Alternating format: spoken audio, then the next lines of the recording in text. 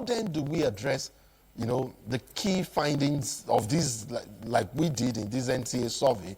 We showed that, yes, optimism may lead or leads, but there is still skepticism, one which underscores the high stake of balancing innovation with equity.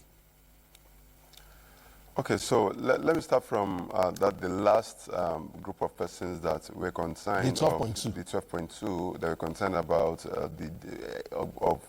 a way of hiding behind technology to shy away from the digital divide. The truth of the matter is that it's not far fresh from the truth. There is that digital divide which is obvious, and those in the rural area have largely been sidelined when it has to do with technology. So what my suggestion would be is that it's not for us to shed away the policy and the project. Instead, is to look for a way to manage that situation. So what we can do is to integrate digital technology as a subject in schools, thereby ensuring that mandating it, not just integrating it, mandating it, thereby ensuring that that digital divide is closed. And those in the rural area, even though they're in the rural area, they will still be able to see this technology, interact with this technology, and that will not be a concern again for them.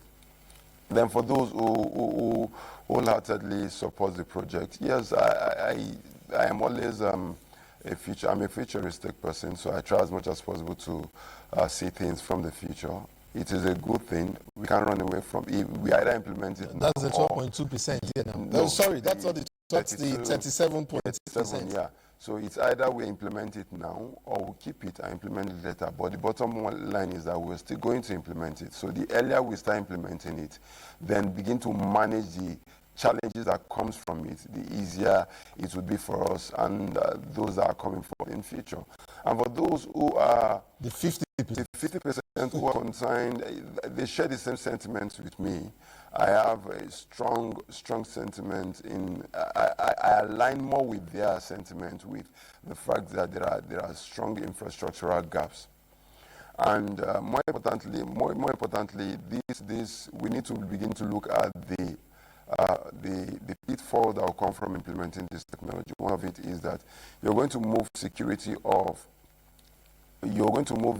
security of the exams from the physical phase, which is a physical form of security where someone goes, steals the paper or captures the paper and sends it to a digital phase. Now, the digital phase can now be a single point of failure because where all the exams papers are going to be would be in a particular storage unit, and if that storage unit is breached, all the exams are breached.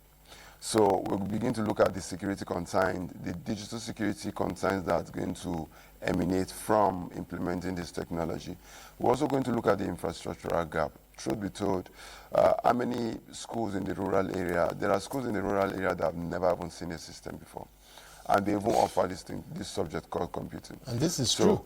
We have to now look at a way of addressing that concern, that infrastructural gaps. But now, the CBT-based exam is going to hold via internet, and we've not even the telecoms providers have not been able to push internet. The internet penetration rate as at now is still roving between 46 to 53%. So the remaining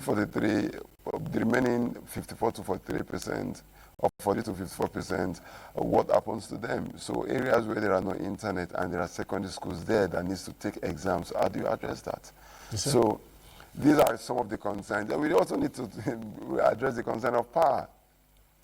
These infrastructures need to be powered. So does it not mean that all secondary schools will have a solar power connected to them for the purpose of getting their device powered during these exams? So beyond power, we also have the issues of quantity. So there are schools that have 500 students taking exams at a go. So how do you manage the quantity? Does it mean that you need to have 500 computer sets for the students?